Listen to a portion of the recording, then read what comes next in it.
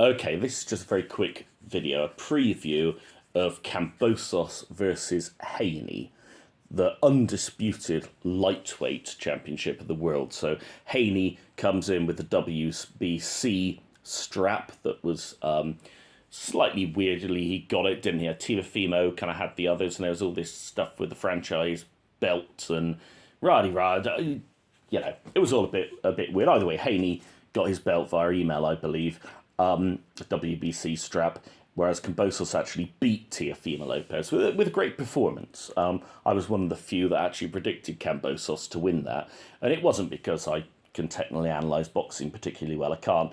It was more the attitude that in the build-up to it, Teofimo Lopez was doing some ridiculous things like having unnecessary vaccinations and just behaving like a total melt, if you ask me. And I thought his mind wasn't in the right places. I don't think he prepared right for the fight, and that was why I went with my pick. Whereas Kambosos came in and he meant business. This is a little different. So Kambosos now has, the other belts. What's it? WBA, WBO, IBF, and Ring as well. Which many people esteem the Ring, don't they, as perhaps the best of the belts in some way, although it's not an official sanctioning body as such. Either way, same place in Melbourne, which is Australia. In the UK, usually when there's fights on in Australia, they're usually late at night in Australia. Therefore, for us, it's the next day, and we can watch them in the morning. So, like 10 o'clock, half 11, whatever. So it's quite convenient, actually. Just watch them Sunday morning. Lovely. In this occasion, though, it presumably because Kambosos is signed with Top Rank and Bella, they're wanting to do a pay-per-view in the US and get that all kind of aligned. So it's actually in the afternoon in Australia. So I believe ring walks officially are set to start at 4 a.m. in the morning. Now, if ring walks start at 4 a.m., maybe the fight might be 4:30, something like that. It's not on DAZN, unfortunately. Even though, well, I guess Haney's had to, we'll talk about it in a minute, but Haney's had to make a lot of concessions to get this fight. One of those being temporarily signing with Bob Arum, I think, as well. Even though he was, his own guy, really, wasn't he? So it's kind of like that, 4 a.m. for us, 4:30, that kind of thing. So set our alarm clocks. It's going to be a good one, I think. I do worry about the preparation that Haney has had. Haney is the more skilled technical boxer at long range, for sure. Okay, he's quite skilled, but I don't think he hits as hard as Kambosos. But my real worry is the preparation. Now, when I was at uni a long time ago, in terms of my pharmacy degree, I did a whole unit on chronobiology, and it was taught by Professor Redfern, who was perhaps the leading authority in the world, certainly in the UK, on chronobiology. And that's your body clock and how it's regulated by the pineal gland. And, I've forgotten most of it, to be honest, but that's a long time ago, like 2003 or something. But one thing I do remember is that it does take a good couple of weeks to do a full time shift in terms of if you're measuring all different parts of the body, so you're measuring temperature very accurately. Not to be gross, but you use a rectal thermocouple to do that, and you can see it's this sort of dichronal. I'm trying to think what the correct word is now. I haven't said it a long time, but either way, you have a circadian rhythm, and your temperature drops and peaks, and it's it does it twice in 24 hours. There's two different points, and one of them is about 4. In the afternoon, and one is about 4 in the middle of the night in terms of temperature. And you can look at other things like brain activity, like musculoskeletal activity, all sorts of things. This is one of the reasons why it's said that we are actually made for 2 sleeps a day. So people with siesta, which I think literally means the 6th hour, doesn't it? If you count it from sunup, as the Romans did. Won't go into how they counted their hours, but it's interesting. They actually counted them based on how much light there was in a day, and then divided it up by 12, and that's how they got their hours. It was, I have got into it now, a little different to us. But yeah, this is where the idea of having 2 sleeps a day comes from. You have your sleep sort of mid-afternoon, and then you have, you can stay out. And it was amazing. I have only been to Italy once. I was amazed when I went to Bergamo, going in the old city, how they all get active and they're all wandering around like 11:30, 12 o'clock at night. Not like in Bristol where I live, where they're all a bunch of, people going out having fun and doing crazy stuff and a fair bit of violence too, and lots of alcohol. No, it wasn't that. It was everybody was out, the old people, the young people, everyone. They, because they have that little sleep in the afternoon, they can stay up really late and then they're right on time for, their second sleep. And that's apparently why I was like, why am I talking about this? Because Devin Haney needs that time for his body, not just his mind. Look, you can fall, some people, if you're tired, especially if you're exercising, you can fall asleep anywhere, anytime. But it's not about that. It's about your physiological processes, your circadian rhythms, all those different processes, of which there are obviously hundreds in the body, that have a natural rhythm to them. This, I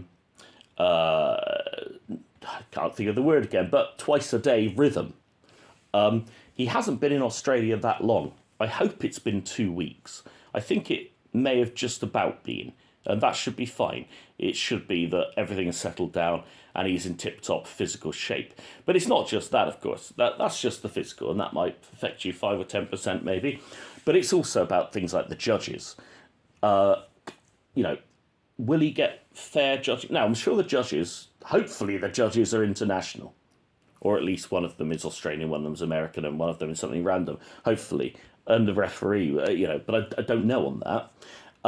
But it's not just that, it's about the crowd, because you're obviously going to have a crowd that's massively in favour of Kambosos. Now, every time a punch, not even a scoring punch, but one that, comes close and, maybe hits a glove or, maybe hits part of the body you can't score on, like it's blocked narrowly with an arm, whatever, the crowd will roar. Now, that will influence the judges, even if they're neutral judges. Because, and we know that they're supposed to be the three wise men, but usually they're not. So I have grave doubts. If this is a close competitive fight, which it may well be, or at least one that appears competitive, even if Haney is actually blocking most of the stuff from Kambosos and is sticking him at range, which is, obviously he needs to do that, uses long-range skills, we could see a bad decision here. That really is my worry. I think, though, the whole travelling over to Australia, this massive step up in levels that he's not done before, I have to go with Kambosos anyway to win this one legitimately. Kambosos is the heavier puncher. Close range, he is better in terms of his inside skills. Can Haney tie someone up? Will he be if Kambosos wants to work on the inside and Haney doesn't? Well, is the referee going to allow that? Will he dock points?